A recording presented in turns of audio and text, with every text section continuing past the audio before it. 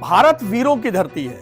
अगर हिंदू राजाओं की बात करें तो महाराणा प्रताप से लेकर छत्रपति शिवाजी महाराज तक और अशोक से लेकर चंद्रगुप्त मौर्य और पृथ्वीराज चौहान तक इन वीरों की बहादुरी के किस्सों से हमारा इतिहास पटा पड़ा है।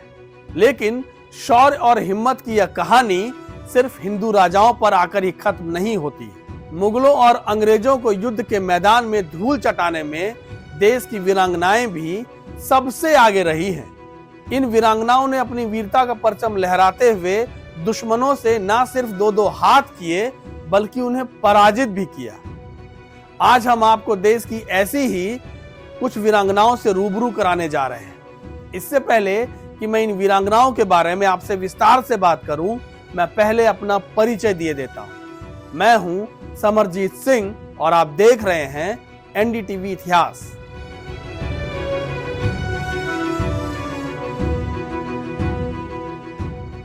अब बात जरा विस्तार से। जब बात हम महारानियों के साहस की करते हैं तो इस क्रम में सबसे पहले नाम आता है रानी लक्ष्मीबाई का। बुंदेले हरबोलों के मुंह हमने सुनी कहानी थी, खूब लड़ी मर्दानी वो तो झांसी वाली रानी थी। हम सबका बचपन इन्हीं कविताओं को पढ़ते और रानी लक्ष्मीबाई जैसी वीरांगना की कथाएं सुनते हुए बीता है। रानी लक्ष्मीबाई को अदम्य साहस की प्रतिमूर्ति माना जाता है। उन्होंने अंतिम क्षण तक अंग्रेजों के खिलाफ कभी हार नहीं मानी और युद्ध के दौरान ही वीर गति को प्राप्त हो गई। उनका साहस ऐसा था कि उन्होंने जीते जी कभी अंग्रेजों को अपने गढ़ पर कब्जा नहीं करने दिया। रानी लक्ष्मीबाई का जन्म 19 नवंबर सन 1828 में बनारस के एक मराठी परिवार में हुआ था। उनके बचपन का नाम मणिकर्णिका था, जिन्हें प्यार से मनु भी बुलाया जाता था। 1842 में मनु की शादी झांसी के महाराजा गंगाधर राव से कर दी गई। शादी के बाद मणिकर्णिका का नाम लक्ष्मीबाई पड़ गया।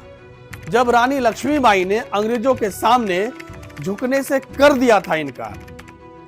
रानी लक्ष्मीबाई कभी अंग्रेजों से भिड़ना नहीं चाहती थी, लेकिन उन्होंने यह भी ठाना हुआ था कि वो अपने जीते जी अंग्रेजों को कभी झांसी नहीं सौंपेंगी। माना जाता है कि अंग्रेजों ने रानी लक्ष्मीबाई से निहत्थे मिलने को कहा था ताकि वे बातचीत कर सकें, लेकिन रानी लक्ष्मीबाई को भरोसा नहीं हो रहा था। लिहाजा उन्होंने अंग्रेजों से मिलने से साफ तौर पर इनकार कर दिया। इसके बाद 23 मार्च 1858 को ब्रिटिश फौजों ने झांसी पर आक्रमण कर दिया और 30 मार्च को भारी बमबारी की मदद से अंग्रेज इस किले की दीवार में सेंध लगाने में सफल हो गए। इसके बाद 17 जून 1858 को रानी लक्ष्मीबाई अपनी आखिरी जंग के लिए निकली। इस दौरान रानी लक्ष्मीबाई ने अपनी पीठ पर अपने दत्तक पुत्र को बांध रखा था और इसी युद्ध के दौरान वह अंग्रेजों से लड़ते हुए वीर गति को प्राप्त हुई। वीरांगनाओं की सूची में अगला नाम आता है रानी दुर्गावती का। चंदेलों की बेटी थी, गोंडवाने की रानी थी, चंडी थी, रणचंडी थी, वो तो दुर्गावती भवानी थी। दुर्गावती की वीरता को अक्सर इन पंक्तियों की मदद से लोगों के सामने रखा जाता है।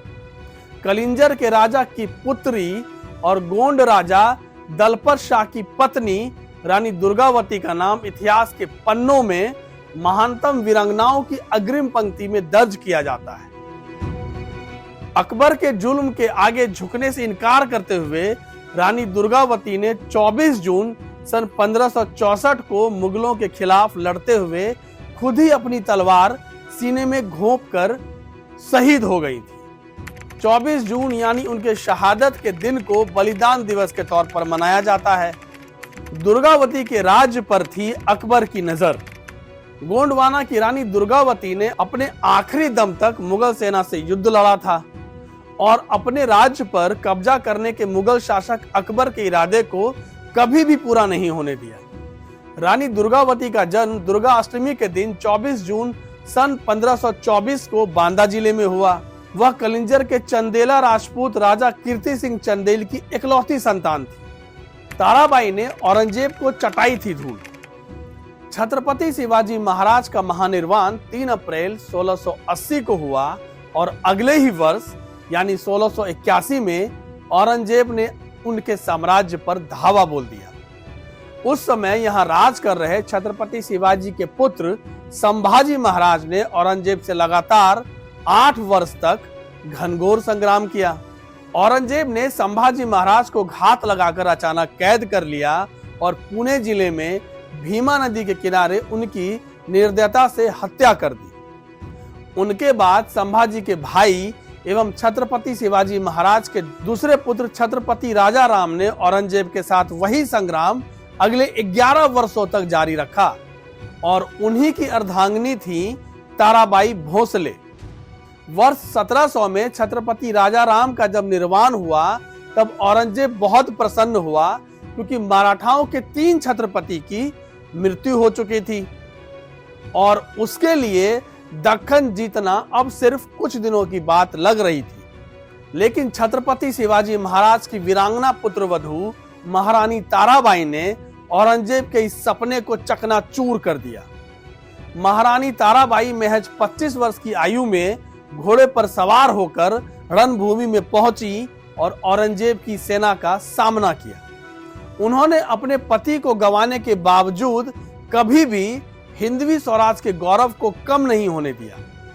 इस वीरांगना ने औरंगजेब सरीखे लाखों की फौज रखने वाले दुश्मन को भी नाको चने चबवा दिए थे। वर्ष 1675 में सतारा जिले में जन्मी ताराबाई हिंदवी साम्राज्य के सर सेनापति हम्बीर राव मोहिते की बेटी थी।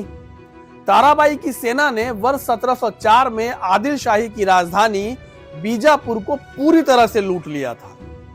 छत्रपति शिवाजी महाराज तथा संभाजी महाराज के काल में भी मराठा सेनाएं जो नहीं कर पाई थी, वह काम ताराबाई के नेतृत्व में हो गया।